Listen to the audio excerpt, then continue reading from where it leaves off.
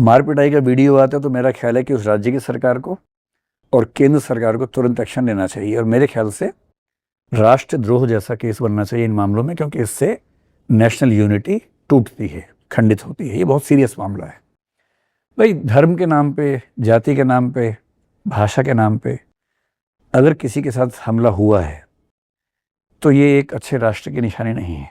इस पर बहुत बहुत स्ट्रिक्ट एक्शन होना चाहिए। मैं तो उसके पक्ष में हूँ। ज़रूरी हो तो अदालत को इसमें इंटरवीन भी करना चाहिए और स्टेप सुनिश्चित करना चाहिए कि लिया जाए। क्यों किसी व्यक्ति को एक भाषा नहीं आने की वजह से कहीं भी हिंसा झेलनी पड़े? भाई ज़्यादा से ज़्यादा कोई ये कहे कि मैं आपसे बात नहीं करूँगा, ठीक है, बात मत करो भाई। जैसे मैं पंजाब में जाऊँ, गाँव में चला गया, हिंदी बोल रहा हूँ, वहाँ का एक आदमी नाराज़ होकर बोले कि मैं बात नहीं करूँगा आपसे, आपको हिंदी नहीं आती, ठीक है, उनकी उसकी मर्जी है, बात करे ना करे, पर मारने लगे ये तो अधिकार नहीं है।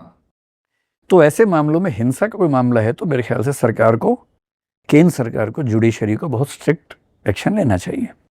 रही बात एक भाषा एक राष्ट्र या एक राष्ट्र एक भाषा, मेरे ख्याल से भारत पे ये अप्लाई नहीं होता है।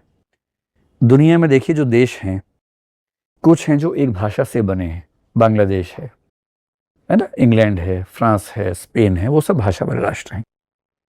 कुछ बने हैं एक धर्म की वजह से, जैसे पाकिस्तान बना था, है ना, और भी कई देश हैं जो धर्म की वजह से, जैसे तिब्बत है, मान लीजिए, वेटिकन सिटी है, ये सब धर्म से बने हुए देश हैं।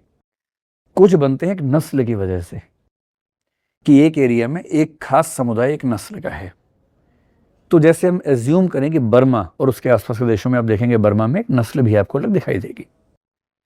कुछ देश बनते हैं जो किसी एक एथनिक फीचर पे ना होकर के मल्टी एथनिसिटीज के देश होते हैं, जैसे अमेरिका है, भारत है, चाइना भी वैसा था, लेकिन चाइना ने कोशिश करके एक लैंग्वेज तो बनाई दी है, धर्म वहाँ पर अब नहीं के बराबर बचा है, तो वो धीरे धीरे एक सेंट्रलाइज्ड कंट्री बन रहे हैं।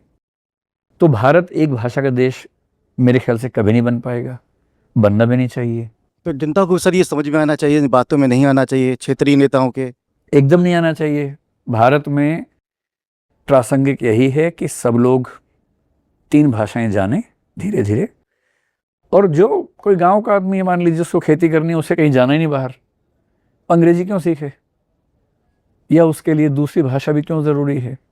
हाँ, जो पढ़ लिख रहे हैं, जिनको आगे चल के ट्रैवल करना है, दुनिया देखनी है, जिसको दुनिया में जाना है, अंग्रेजी सीख ले, क्योंकि अंग्रेजी इस समय दुनिया की संपर्क भाषा है, हम चाहें या ना चाहें वो है।